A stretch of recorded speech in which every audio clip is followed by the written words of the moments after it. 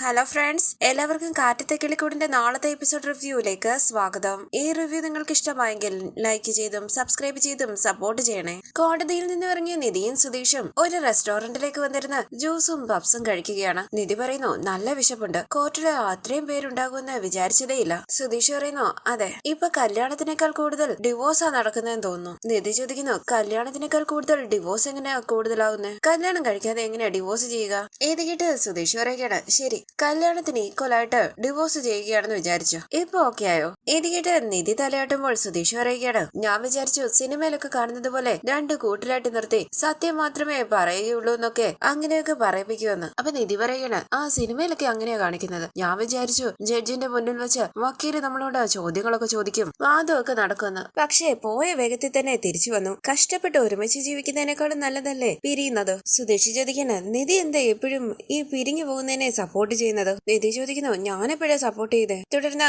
നിധി പറയുകയാണ്, സുധീഷ്, എനിക്ക് ഡിവോഴ്സ് കിട്ടിയാൽ സുധീഷ് എനിക്ക് ട്രീറ്റ് ചെയ്യണം. ജ്യൂസ് കുടിക്കുന്ന സുധീഷ് ചുമക്കുകയാണ്. നിധി ചോദിക്കുന്നു, സുധീഷ് എന്തു പറ്റി? എന്താ പറഞ്ഞെന്ന് സുധീഷ് ചോദിക്കുമ്പോൾ നിധി പറയുകയാണ്, ഞാൻ പറഞ്ഞത് ശരിയല്ലേ? ഞാൻ നിങ്ങളെ ഒരു പ്രശ്നത്തിലാക്കിയില്ലേ? ഇപ്പൊ അതിൽ നിന്ന് രക്ഷപ്പെടാൻ പോവുകയല്ലേ? അപ്പൊ ട്രീറ്റ് തരണ്ടേ? ഞാനല്ലേ രക്ഷിക്കുന്നത്, എനിക്കപ്പൊ ട്രീറ്റ് തരണം. സുധീഷ് മനസ്സിൽ പറയുകയാണ്, ഞാൻ എന്താ പറയുന്നതെന്ന് പോലും മനസ്സിലാക്കാതെ എന്തൊക്കെയോ പറയുന്നു. എന്റെ ഫീലിങ്സ് ഒട്ടും ഇവക്ക് മനസ്സിലാകുന്നില്ലല്ലോ. അപ്പൊ നിധി പറയുകയാണ്, ഒരു വിഷമമുണ്ട്, നിങ്ങൾക്ക് വേറൊരു കല്യാണം ആലോചിക്കുമ്പോൾ സെക്കൻഡ് മാരേജ് ആണെന്ന് പറയും, അത് ആലോചിക്കുമ്പോഴൊരു സങ്കടം. അപ്പൊ സുധീഷ് പറയണ, അത് സാരമില്ല മാഡം, ഞാൻ പെണ്ണ് ആലോചിക്കുമ്പോൾ മാഡത്തെയും വിളിക്കാം. അപ്പൊ നിധി പറയുന്നു, ഞാൻ ഉറപ്പായിട്ടും വരും, വന്ന് പറയുകയും ചെയ്യും. പോരെ, ഞങ്ങള് വെറുതെ കല്യാണം കഴിച്ചവരാ, ഞങ്ങളുടെ ഇടയിൽ ഒന്നുമില്ലാന്ന് നിധി തന്നെ പറഞ്ഞാൽ മതി, ഞാൻ ഉറപ്പായിട്ടും പറയാമെന്ന് നിധി പറയുമ്പോൾ സുധീഷ് പറയാണ്, നിധിക്ക് എന്നോട് എന്തൊരു സ്നേഹ, എന്റെ ജീവിതത്തെ കുറിച്ച് ആലോചിച്ചുള്ള ടെൻഷൻ കണ്ടില്ലേ? അപ്പൊ നിധി പറയുകയാണ്, പിന്നെ ടെൻഷൻ കാണാതിരിക്കോ? സുധീഷ് മനസ്സിൽ പറയുകയാണ്, നെഞ്ചി തീയ, ഫസ്റ്റ് മാരേജ്, ഡിവോഴ്സ്, ഇപ്പം സെക്കൻഡ് മാരേജിനുള്ള പ്ലാനിങ്. അങ്ങനെ സുധീഷ് പപ്സ് കഴിക്കുമ്പോൾ ചുണ്ടിലും താടിയിലും ഒക്കെ പപ്സ് കണ്ട് നിധി പറയുന്നു,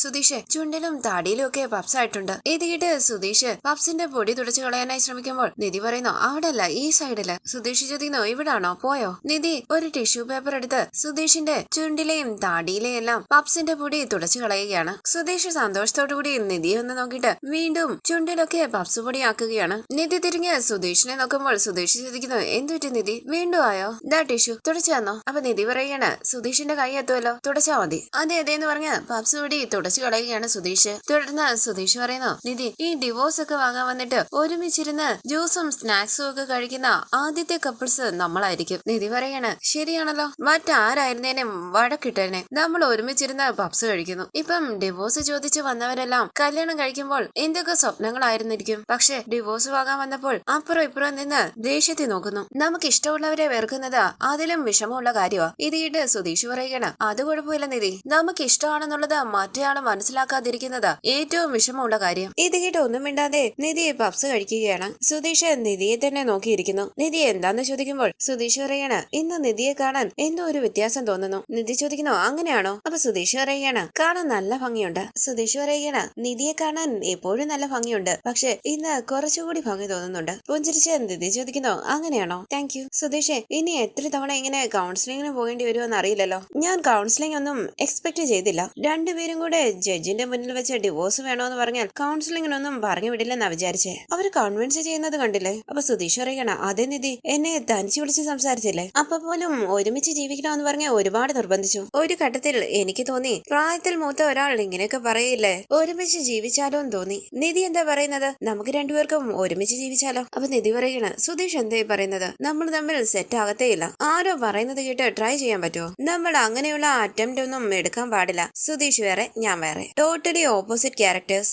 ഇതൊന്നും നമ്മൾ ആലോചിക്കാൻ പോലും പാടില്ല. അത് നമുക്ക് രണ്ടുപേർക്കും നല്ലതിനല്ല. സുധീഷ് മനസ്സിൽ പറയാണ്, നീ മിണ്ടാതിരിക്കും സുധീഷേ, മുഖത്തടിച്ചതുപോലെയാ മറുപടി വരുന്നത്. പിന്നെ എന്തിനാ ഇങ്ങനെ ഓരോന്നൊക്കെ പറയുന്നത്? നിധി സന്തോഷത്തോടു കൂടി സുധീഷിനോട് സംസാരിക്കുമ്പോൾ സുധീഷും നിധിയോട് സംസാരിക്കുകയാണ്. പിന്നീട് കാണിക്കുന്നത് ഒരു ചായക്കടയിൽ വളരെ വിഷമത്തോടുകൂടി കോൺസ്റ്റബിൾ ഗോപിയുടെ ഒപ്പം ഇരിക്കുകയാണ് സുധീഷ്. ഗോപി ചോദിക്കുന്നു, സുധീഷ്, എന്നോട് വിശേഷം, വിവാഹ ജീവിതമൊക്കെ എങ്ങനെയുണ്ട്? ആ പെണ്ണിന്റെ വീട്ടിൽ നിന്നും നിങ്ങളെ കാണാൻ വന്നായിരുന്നോ? അപ്പൊ സുധീഷ് ചോദിക്കാണ്, അതെന്തിനാ സാറ് ചോദിക്കുന്നത്? നിധിയുടെ അച്ഛൻ ഞങ്ങളുടെ വീട്ടിലേക്ക് വന്ന് നല്ല ആളെ പോലെ സംസാരിച്ച് എന്നെ നിധിയെയും ഒരാഴ്ചത്തേക്ക് വീട്ടിലേക്ക് കൂട്ടിക്കൊണ്ടു പോവുകയാണെന്ന് പറഞ്ഞു. ഞങ്ങളെ വിശ്വസിച്ച് കൂടെ പോയി. പക്ഷെ എനിക്കെന്തോ സംശയം തോന്നി, അയാൾ എന്തോ പ്ലാൻ ചെയ്യുകയാണെന്ന്. പക്ഷെ എന്നെ കൊല്ലാൻ വേണ്ടിയാണ് പ്ലാൻ ചെയ്യുന്നതെന്ന് ഞാൻ ഒരിക്കലും വിചാരിച്ചില്ല സർ. ഇത് കേട്ട് ഞെട്ടി ഗോപി ചോദിക്കുന്നു, നീ എന്താടാ ഈ പറയുന്നേ? അപ്പൊ സുധീഷ് പറയണ, അതെ സർ, എന്റെ അമ്മായിയച്ഛൻ ഒരു ബാഗ് നിറയെ പണവും സ്വർണവും ഒക്കെ തന്നു വിട്ടിട്ട് ഒരു സ്ഥലത്ത് എത്തിക്കണമെന്ന് ആവശ്യപ്പെട്ടു. ശരി, അമ്മായിയച്ഛൻ എന്നെ വിശ്വസിച്ച് തന്നതല്ലെന്ന് കരുതി ഞാൻ സൂക്ഷിച്ച് കാറിൽ കൊണ്ടുപോവുകയായിരുന്നു. വഴിയില് ഗുണ്ടകളെ നിർത്തി പണം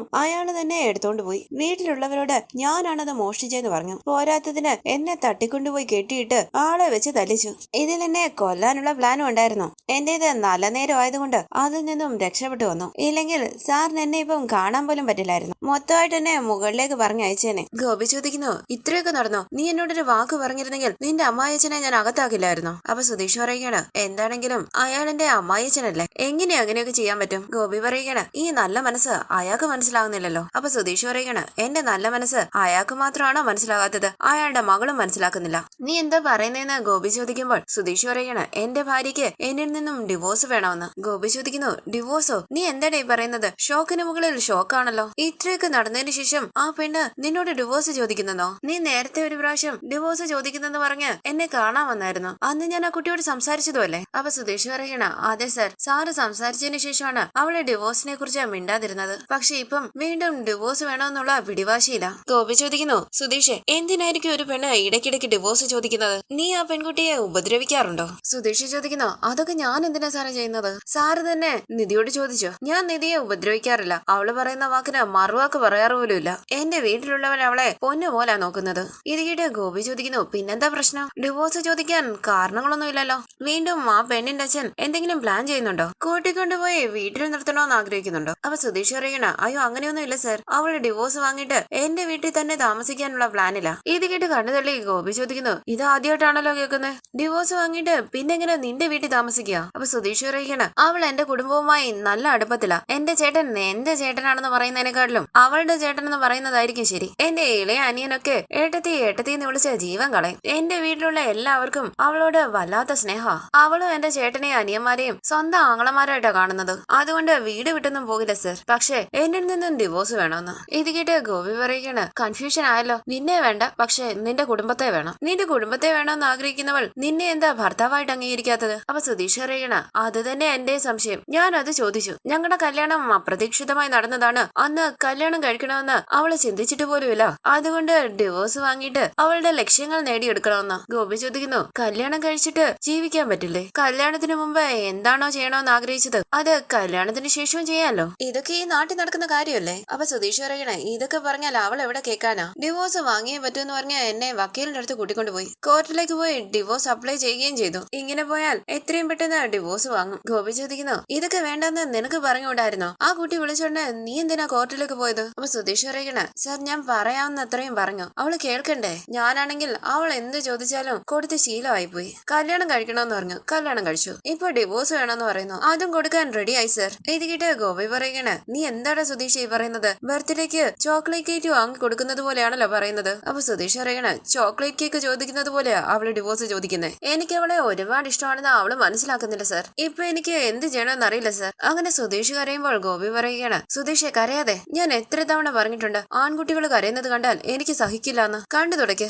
അപ്പൊ സുധീഷ് പറയാണ്, സാർ എന്നെ സഹായിക്കണം. അവളെ ഡിവോഴ്സ് ചെയ്തിട്ട് ഞാൻ എന്ത് ചെയ്യാനാ? അവളില്ലാതെ എനിക്ക് ജീവിക്കാൻ പറ്റില്ല. ഇതവർക്ക് മനസ്സിലാകുന്നില്ല സർ. സാറിനോട് പറയുന്നതിൽ എനിക്കെന്താ? എന്റെ അച്ഛനും ഞാനും കൂടെ ഒട്ടും ചേരില്ല. അന്ന് സ്റ്റേഷനിൽ വെച്ച് സാറിന്റെ സാന്നിധ്യത്തിൽ ഞങ്ങളുടെ കല്യാണം നടന്നപ്പോൾ ഞാൻ സാറിനെ അച്ഛനായിട്ടും ചേട്ടനായിട്ടും ചിറ്റപ്പനായിട്ടും അമ്മാവനായിട്ടും ഒക്കെ കണ്ടത്. അങ്ങനെയുള്ള സാറിന്റെ മുന്നിൽ വെച്ചല്ല ഞാൻ അവളുടെ കഴുത്തിൽ താലി കെട്ടിയത്. ഇപ്പൊ വന്ന് ഡിവോഴ്സ് ചോദിച്ചാൽ ഞാൻ എന്ത് ചെയ്യാനാ? സാർ വേണം ഞങ്ങളെ വീണ്ടും ഒന്നിപ്പിക്കാൻ. പ്ലീസ് സർ, സാർ അല്ലാതെ ഞങ്ങക്ക് വേറെ ആരാ ഉള്ളത്? അങ്ങനെ സുധീഷ് കരയുമ്പോൾ കയ്യിൽ പിടിച്ച് ഗോപി പറയുന്നു, സുധീഷ് കരയാതെ, ഞാൻ നോക്കിക്കോളാം ഇക്കാര്യം. ഇങ്ങനെ ഒരു നല്ലൊരാളെ വേണ്ടാന്ന് വെച്ച് ഡിവോഴ്സ് വാങ്ങിപ്പോകാൻ ആ കുട്ടിക്ക് എങ്ങനെയാ മനസ്സ് വരുന്നത്? കരയാതെ. ഇക്കാലത്തെ കുട്ടികൾ ഇങ്ങനെയായി പോയത് എങ്ങനെയാണെന്ന് അറിയില്ല. നീ വിഷമിക്കാതെ, ഞാൻ ആ കുട്ടിയോട് സംസാരിക്കാം. ഡിവോഴ്സ് വേണ്ടാന്നാ ഞാൻ പറയാം. നീ വിഷമിക്കാതെ, ഞാൻ പറയാം. സുധീഷ് ചോദിക്കുന്നു, സാർ എനിക്ക് വേണ്ടി സംസാരിക്കോ? അപ്പൊ ഗോപി പറയണ, ഉറപ്പായിട്ടും ഞാൻ നിനക്ക് വേണ്ടി സംസാരിക്കാം. അപ്പൊ സുധീഷ് പറയണ, ഒരുപാട് നന്ദിയുണ്ട് സാർ. എങ്ങനെയെങ്കിലും സംസാരിച്ചാൽ ഞങ്ങളെ രണ്ടുപേരെ ഒന്നിപ്പിക്കണം. അവളില്ലെങ്കിൽ എനിക്ക് ജീവിതമില്ല. ഇത് കേട്ട് ഗോപി പറയണ, ശരി, ആദ്യം നീ കണ്ണു തുടയ്ക്ക്, കരയരുത്. ഞാൻ കഴിച്ച ചായയുടെയും സ്നാക്സിന്റെയും കാശ് കൊടുത്തേക്കണം. ഞാൻ ആ കുട്ടിയുമായി സംസാരിക്കാം. തുടർന്ന് മെക്കാനിക് ഷോപ്പിലിരിക്കുന്ന ഹരീഷ് നീതുവിനെ കാണാതെ ടെൻഷനോടുകൂടി ഇരിക്കുകയാണ്. ടിറ്റോ ഹരീഷിനെ ശ്രദ്ധിക്കുന്നുണ്ട്. ഹരീഷ് ചോദിക്കുന്നു, ടിറ്റോ, ഹരീഷ് എന്ന് വിളിച്ചതുപോലെ തോന്നിയില്ലേ? അപ്പൊ ടിറ്റോ പറയണ, ഇല്ല ആശാനെ, നീതുവുമായുള്ള പ്രശ്നം തീർന്നില്ലേ? നീതുവിനെ ഇങ്ങോട്ട് കാണാനേ ഇല്ലല്ലോ. എന്തു പറ്റി? നിങ്ങൾ തമ്മിൽ എന്തെങ്കിലും പ്രശ്നമുണ്ടോ? അപ്പൊ ഹരീഷ് പറയണ, പ്രശ്നമാണെന്ന് പറഞ്ഞാൽ പ്രശ്നം തീർത്തു വരുമോ? പോയി ചായ മേടിച്ചോണ്ട് വാ. അതൊക്കെ വാങ്ങി വെച്ചെന്ന് ടിറ്റോ പറയുമ്പോൾ ഹരീഷ് ചോദിക്കണ വാങ്ങി വെച്ചെന്നോ? അപ്പൊ ടിറ്റോ പറയണ കുറെ നേരമായി ഇങ്ങനെ ടെൻഷൻ അടിച്ച് നടക്കുകയല്ലായിരുന്നു, അതുകൊണ്ട് ഞാൻ ചായ ഒക്കെ വാങ്ങിച്ചു വെച്ചായിരുന്നു. എനിക്കറിയായിരുന്നു ആശാൻ ചായ ചോദിക്കുമെന്ന്. അങ്ങനെ ചായ എടുത്തു കൊടുക്കുകയാണ്. ആശാനെ, നീതു ആശാന് വേണ്ടി സംസാരിച്ച് അവളുടെ വീട്ടിൽ നിന്ന് ഒരുപാട് തല്ലു മേടിച്ചു. അവളെ കുറിച്ചൊന്ന് ആലോചിക്കണം. അപ്പൊ ഹരീഷ് പറയണ നീ കുറച്ചേരം മിണ്ടാതിരിക്കെ, ചായ കൊണ്ട് തന്നില്ലേ, നീ നിന്റെ ജോലി നോക്ക്. അങ്ങനെ ഹരീഷ് ഫോൺ എടുത്ത് നോക്കുകയാണ്. ഫോണിൽ നോക്കിക്കൊണ്ടിരിക്കുന്ന നീതു മനസ്സിൽ പറയുകയാണ് ഓൺലൈനിൽ തന്നെ ഉണ്ട്, ഒരു മെസ്സേജ് പോലും അയക്കുന്നില്ലല്ലോ. ബ്രേക്കപ്പ് എന്ന് പറഞ്ഞ ഉടനെ എന്നെ വേണ്ടാന്ന് വെച്ചെന്ന് തോന്നുന്നു. ഹരീഷ് മനസ്സിൽ പറയുകയാണ് ഓൺലൈനിലുണ്ടല്ലോ, പക്ഷെ കോളോ മെസ്സേജോ ചെയ്യുന്നില്ലല്ലോ. ഒരുപക്ഷെ എന്നെ വേണ്ടെന്ന് അവള് തീരുമാനിച്ചോ? ശരി, ഞാൻ തന്നെ മെസ്സേജ് അയച്ചു നോക്കാം. സന്തോഷത്തോടുകൂടി നീതു മനസ്സിൽ പറയുകയാണ് എന്തോ ടൈപ്പ് ചെയ്യുന്നുണ്ട്, എന്തെങ്കിലും മറുപടി അയക്കണം. അവിടേക്ക് വന്ന നീതുവിന്റെ അമ്മ ചോദിക്കുന്നു നീതു നീ എന്ത് ചെയ്യുക? ഇതുവരെ തുണി വിരിച്ചില്ലേ? എപ്പോ നോക്കിയാലും ഫോണും പിടിച്ചോണ്ടിരിക്കും. അങ്ങനെ അമ്മ നീതുവിനെ വഴക്ക് പറയുകയാണ്. ഹരീഷ് മെസ്സേജ് ടൈപ്പ് ചെയ്തുകൊണ്ടിരിക്കുമ്പോൾ ഒരു കസ്റ്റമർ വരികയാണ്. ഹരീഷ് മെസ്സേജ് അയക്കാതെ അയാളുടെ അടുത്തേക്ക് പോകുന്നു. നീതുവും ഫോൺ അവിടെ വെച്ചിട്ട് പോവുകയാണ്. തുടർന്ന് വീട്ടിലേക്ക് വന്ന സുഭാഷ് നിധിയോട് ചോദിക്കുന്നു നിധി എപ്പോഴാ വന്നത്? അവിടെ പ്രശ്നമൊന്നുമില്ലായിരുന്നല്ലോ. അപ്പൊ നിധി പറയണ ഒരു പ്രശ്നമില്ല സുഭാഷ് ഏട്ടാ. സുഭാഷ് ചോദിക്കുന്നു അപ്പോ ഡിവോഴ്സിന് അപ്ലൈ ചെയ്തോ? അപ്ലൈ ചെയ്തു എന്ന് നിധി പറയുമ്പോൾ സുഭാഷ് ചോദിക്കണ ഡിവോഴ്സ് കിട്ടിയോ? അപ്പൊ നികേഷ് പറയണ സുഭാഷ് ഏട്ടാ ഉടനെ എങ്ങനെയാ ഡിവോഴ്സ് കിട്ടുക? നിധി പറയുന്നു അതിനൊക്കെ സമയം എടുക്കും സുഭാഷ് ഏട്ടാ, ഇപ്പൊ അപ്ലൈ ചെയ്താൽ 6 മാസത്തിന് ശേഷമേ കിട്ടൂ. സമാധാനത്തോടു കൂടി സുഭാഷ് ചോദിക്കുന്നു ഓ അങ്ങനെയാണോ, 6 മാസം എടുക്കുവോ? അവിടെ എന്താ നടന്നത്? നിധി പറയുകയാണ് ജഡ്ജി വിളിച്ചു, ഞങ്ങൾ ഡിവോഴ്സ് വേണമെന്ന് പറഞ്ഞു. അതിനുശേഷം കൗൺസിലിംഗിന് പറഞ്ഞു വിട്ടു. അവര് ഞങ്ങളോട് സംസാരിച്ചു, എന്തിനാ ഡിവോഴ്സിന് അപ്ലൈ ചെയ്തത്, എന്തിനാ പിരിയണമെന്ന് ആഗ്രഹിക്കുന്നതെന്നൊക്കെ ചോദിച്ചു. സുഭാഷ് ചോദിക്കുന്നു ഓ അങ്ങനെയൊക്കെ ചോദിക്കോ? അപ്പൊ നികേഷ് പറയണ സുഭാഷ് ഏട്ടാ ഡിവോഴ്സ് ചോദിച്ചാൽ ഉടനെ കിട്ടില്ല. അപ്പൊ നിധി പറയണ അതെ അതെ, കല്യാണം മാത്രമാണ് ഉടനെ നടത്താൻ പറ്റുന്നത്, ഡിവോഴ്സ് ഉടനെ വാങ്ങാനൊന്നും പറ്റില്ല. കൗൺസിലിംഗിൽ എന്നോടും സുധീഷിനോടും തനിച്ച് സംസാരിച്ചവർ, പിന്നെ കോർട്ട് ഒരു ഡേറ്റ് തന്നിട്ടുണ്ട്. അപ്പൊ വീണ്ടും പോണോന്നാ സുഭാഷ് ചോദിക്കുമ്പോൾ നിധി പറയണ അതെ സുഭാഷ് ഏട്ടാ വീണ്ടും പോണം. കല്യാണം കഴിക്കാൻ പോകുമ്പോൾ രണ്ടുപേർക്കും കല്യാണത്തിന് സമ്മതമാണോ എന്നൊന്നും ആരും ചോദിക്കാറില്ല. കല്യാണം വേണ്ട പിരിയണമെന്ന് തീരുമാനിച്ചാൽ മാത്രം എന്തെല്ലാം ചോദ്യങ്ങളാ ചോദിക്കുന്നത്? നികേഷ് ചോദിക്കുന്നു ഏട്ടത്തി സുധീഷ് ഏട്ടൻ ഓക്കെ ആണോ? നീ എന്താ അങ്ങനെ ചോദിക്കുന്നതെന്ന് നിധി ചോദിക്കുമ്പോൾ നികേഷ് പറയണ ചുമ്മാ ചോദിച്ചതാ, സുധീഷ് ഏട്ടൻ ഓക്കെ അല്ലേ? അപ്പൊ നിധി പറയണ സുധീഷ് ഓക്കെടാ. നികേഷ് പറയണ ഇതുവരെ വീട്ടിലേക്ക് വന്നില്ല, അതുകൊണ്ട് ചോദിച്ചതാ. തുടർന്ന് സുധീഷ് ആവശ്യപ്പെട്ട പ്രകാരം ഗോപി നിധിയുടെ ഫോണിലേക്ക് വിളിക്കുകയാണ്. ഗോപിയുടെ കോള് കണ്ട് ടെൻഷനോട് കൂടി നിൽക്കുകയാണ് നിധി. ഒരു മിനിറ്റ് സുഭാഷ് ഏട്ടാന്ന് പറഞ്ഞ നിധി ഫോൺ അറ്റൻഡ് ചെയ്യുമ്പോൾ ഗോപി പറയണ നിധി ഞാനാ കോൺസ്റ്റബിൾ ഗോപിയെ വിളിക്കുന്നത്. കേൾക്കുന്നില്ല എന്ന് നിധി പറയുമ്പോൾ ഗോപി പറയണ ഞാനാ മോളെ, വാമനപുരം പോലീസ് സ്റ്റേഷനിലെ കോൺസ്റ്റബിൾ ഗോപി. നിങ്ങളുടെ കല്യാണം നടത്തി തന്ന ആൾ മറന്നുപോയോ? സാർ ഒരു മിനിറ്റ് എന്ന് പറഞ്ഞ് നിധി ടെൻഷനോട് കൂടി പുറത്തേക്ക് പോവുകയാണ്. ഗോപി ചോദിക്കുന്നു ഞാൻ കേട്ടതൊക്കെ ശരിയാണോ? സാർ എന്താ കേട്ടതെന്ന് നിധി ചോദിക്കുമ്പോൾ ഗോപി പറയണ ഞാൻ അന്നേ പറഞ്ഞതല്ലേ ഡിവോഴ്സ് ഒന്നും ചെയ്യാൻ പാടില്ലെന്ന്. ഇപ്പം വക്കീലിനെ പോയി കണ്ടു, സംസാരിച്ച് കോർട്ടില് ഡിവോഴ്സിന് അപ്ലൈ ചെയ്തിരിക്കുന്നു. സാറിനോട് ആരാ ഇതെല്ലാം പറഞ്ഞതെന്ന് നിധി ചോദിക്കുമ്പോൾ ഗോപി സുധീഷിനെ നോക്കുകയാണ്. സുധീഷ് പതിയെ പറയുന്നു ആര് പറഞ്ഞു എന്നുള്ളതല്ല പ്രധാനം, എന്തിനാ ഇങ്ങനെ ചെയ്തെന്ന് ചോദിക്കും സാറേ. അപ്പൊ ഗോപി പറയുകയാണ് ആര് പറഞ്ഞു എന്നുള്ളതിലൊന്നും പ്രാധാന്യമില്ല, നീ എന്തിനാ ഇങ്ങനെ ചെയ്തത് അത് പറ എന്നോട്. അപ്പൊ നിധി പറയുകയാണ് സർ ഞങ്ങൾ തമ്മിൽ ശരിയാകില്ല. ഗോപി ചോദിക്കുന്നു ശരിയാകുന്നില്ലെന്ന് പറഞ്ഞാൽ ആർക്ക്? അപ്പൊ നിധി പറയണ ഞങ്ങൾക്ക് രണ്ടുപേർക്കും സെറ്റ് ആകുന്നില്ല സർ, അതുകൊണ്ടാണ് ഞങ്ങൾ ഡിവോഴ്സിന് അപ്ലൈ ചെയ്തത്. ഇത് കേട്ട് ഗോപി ചോദിക്കണ അതെങ്ങനെ, നിങ്ങളുടെ ഇഷ്ടത്തിന് കല്യാണം കഴിക്കുക, 6 മാസം പോലും ഒരുമിച്ച് ജീവിക്കാതെ ഡിവോഴ്സ് വേണോന്ന് പറയുന്നു, ഇതിന്റെ അർത്ഥം എന്താ? ഇതൊക്കെ തെറ്റല്ലേ? എന്ത് റിസ്ക് എടുത്താ നിങ്ങളുടെ കല്യാണം നടത്തിയതോ? ആ കല്യാണം നടത്തി തന്നാ ഞങ്ങൾക്ക് എന്ത് വിലയാ തരുന്നത് നിങ്ങള്? സുധീഷ് പതിയെ പറയുന്നു സർ ഡിവോഴ്സിന്റെ കാര്യം നിധിയുടെ വീട്ടിൽ അറിയാമെന്ന് ചോദിക്കും. ഗോപി ചോദിക്കണ ഡിവോഴ്സിന് അപ്ലൈ ചെയ്തിട്ടുണ്ടല്ലോ, ഈ കാര്യം നിധിയുടെ വീട്ടിൽ അറിയാമോ? ഇല്ല സർ അവർക്കാർക്കും അറിയില്ല എന്ന് നിധി പറയുമ്പോൾ ഗോപി പറയണ വീട്ടില് കല്യാണം കഴിക്കാൻ പോകുന്ന കാര്യം പറയില്ല, ഡിവോഴ്സ് ചെയ്യാൻ പോകുന്ന കാര്യവും പറയില്ല, ഇതൊക്കെ അവരറിഞ്ഞാൽ അവരൊരുപാട് വിഷമിക്കില്ലേ? അന്ന് പോലീസ് സ്റ്റേഷനിലേക്ക് ഓടി വന്ന് കുട്ടിയുടെ അച്ഛന്റെയും ചേട്ടന്റെയും മുന്നിൽ വെച്ച് കെട്ടുകയാണെങ്കിൽ ഇവനെ കെട്ടുകയുള്ളൂ എന്ന് പറഞ്ഞില്ലേ? ടെൻഷനോടുകൂടി സുധീഷ് പറയുകയാണ് ഇങ്ങനെ പറഞ്ഞാൽ അവള് മനസ്സിലാക്കില്ലേ ഞാൻ അടുത്തുണ്ടെന്ന്. അപ്പൊ ഗോപി പറയുകയാണ് അത് ശരിയാണല്ലോ, അന്ന് പോലീസ് സ്റ്റേഷനിൽ കെട്ടുവാണെങ്കിൽ ആ സുധീഷിനെ കെട്ടുവെന്ന് പറഞ്ഞ് ഒറ്റക്കാലിൽ നിന്നതല്ലേ നിധി, ഞങ്ങൾ നിങ്ങളുടെ കല്യാണം നടത്തി തന്നു. ഇപ്പൊ ഡിവോഴ്സ് ചോദിക്കുന്നതിന്റെ അർത്ഥം എന്താ? ഇത് ജീവിതത്തിന്റെ കാര്യമല്ലേ, പെട്ടെന്നെടുക്കേണ്ട തീരുമാനമല്ല, കുറച്ചുകൂടി പറസാറിയെന്ന് സുധീഷ് പറയുമ്പോൾ ഗോപി ചോദിക്കാണ് ഡിവോഴ്സിന് അപ്ലൈ ചെയ്താൽ അകത്താക്കുമെന്ന് പറയട്ടെ. ഇത് കേട്ട് സുധീഷ് ഗോപിയെ നോക്കുമ്പോൾ ഗോപി പറയണ ദേ നോക്കുമോളെ ഞാൻ പറയുന്ന കേക്ക്, മര്യാദയ്ക്ക് കോർട്ടിലേക്ക് ചെന്ന് ഡിവോഴ്സ് വേണ്ടെന്ന് പറ, ഇല്ലെങ്കിൽ ഞാൻ കുട്ടിയുടെ വീട്ടിലേക്ക് ചെന്ന് നിങ്ങളുടെ മകൾ എന്താ ഇങ്ങനെ ചെയ്യുന്നതെന്ന് ചോദിക്കും. ഇത് കേട്ട് നിധി സാറിനെ വിളിക്കുമ്പോൾ ഗോപി ചോദിക്കുന്നു പിന്നെന്താ കുട്ടി വിചാരിച്ചത്, പോലീസിന് കല്യാണം കഴിപ്പിച്ചു വിട്ടാ പിന്നെ ജോലി തീർന്നെന്നോ? നിങ്ങൾ നന്നായി ജീവിക്കുന്നുണ്ടോന്ന് നിങ്ങളെ ഫോളോ ചെയ്ത് നോക്കും ഞങ്ങൾ, അത് ഞങ്ങളുടെ ജോലിയാ. ദേ നോക്ക്, ഭർത്താവുമായി സംസാരിച്ച്